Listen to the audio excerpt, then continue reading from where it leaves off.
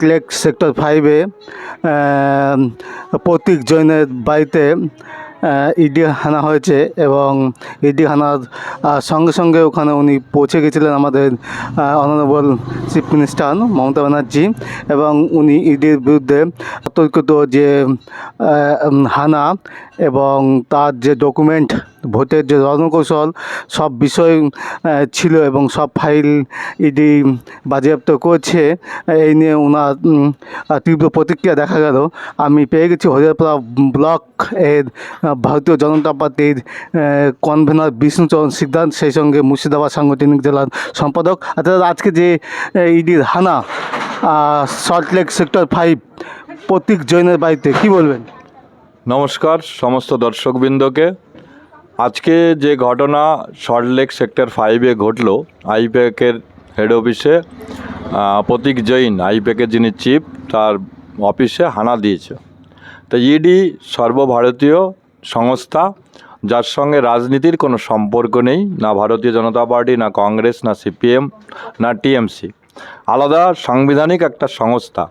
ভারতবর্ষের সরকার বা সংবিধান তাদেরকে অধিকার দেয় যে তারা যে কোনো অর্থনৈতিক বিষয়ে যদি কোনো ঘোটালা হয় বা কোনো রকম কারচুপি হয়, সেক্ষেত্রে তারা তদন্ত করতে পারে। আর সেই সুবাদেই আজকে আইপ্যাকের যে মেন অফিস এবং কর্ণধার প্রতীক জৈনের অফিসে ইডি পৌঁছায়।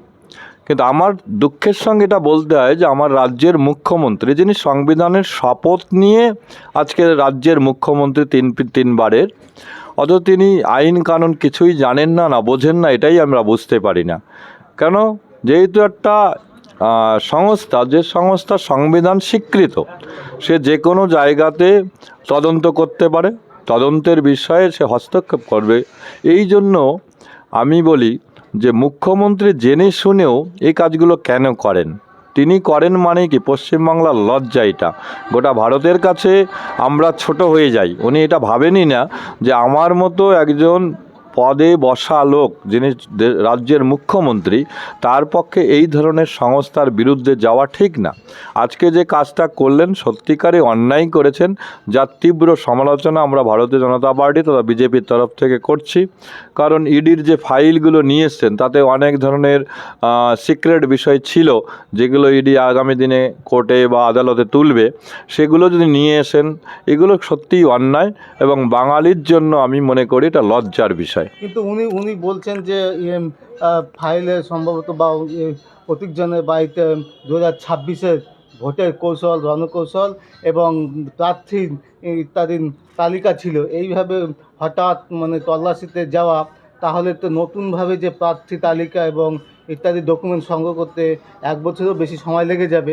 এক্ষেত্রে তিনি হাইকোর্টে বা বিচার ব্যবস্থার দ্বারস্থ হচ্ছেন। এই নিয়ে আপনার কী মতামত?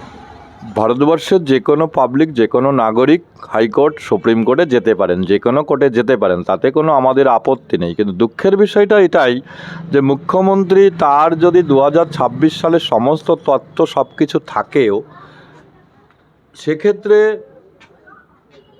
আমাদের বক্তব্য হচ্ছে যে ইডি যখন যাচ্ছে, নিশ্চয়ই সে কোনো রাজনৈতিক দলের জন্য যাচ্ছেন না, সে যাচ্ছেন দেশের জন্য। তার কাছে নিশ্চয়ই কোনো তথ্য বা খবর আছে, যে খবরগুলো তার কাছে তার আইনের কাছে ক্ষতিকারক, সেই জন্য তো সে গিয়েছিল। এবার ইডি তো নিশ্চয়ই তার যে প্ল্যান টেলান আছে, 26 সালের যা কিছু আছে সেইগুলো নিয়ে আসবে, এমন তো না। ইডি গেছে সেখানে তদন্ত করতে। তাহলে মমতা ব্যানার্জির ভয়ের কী কারণ আছে?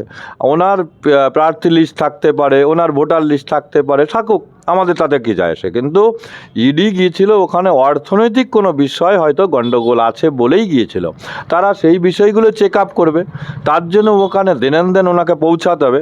তাহলে তো আমরা পাশাপাশি প্রশ্ন করতেই পারি যে হয়তো এমন কিছু ইল্লিগাল বিষয় ছিল, যে বিষয়ের জন্য উনি ভয়ে কাঁপছিলেন, যার জন্য হঠাৎ খবর পেয়েই উনি ওই অফিসে পৌঁছে যান। আমার মনে হয় সেখানে নিশ্চয়ই কোনো ইল্লিগাল বিষয় ছিল, আর যার জন্যই তিনি আজকে এরকম লাফালাফি ঝাম্পাঝাম্পি করছেন।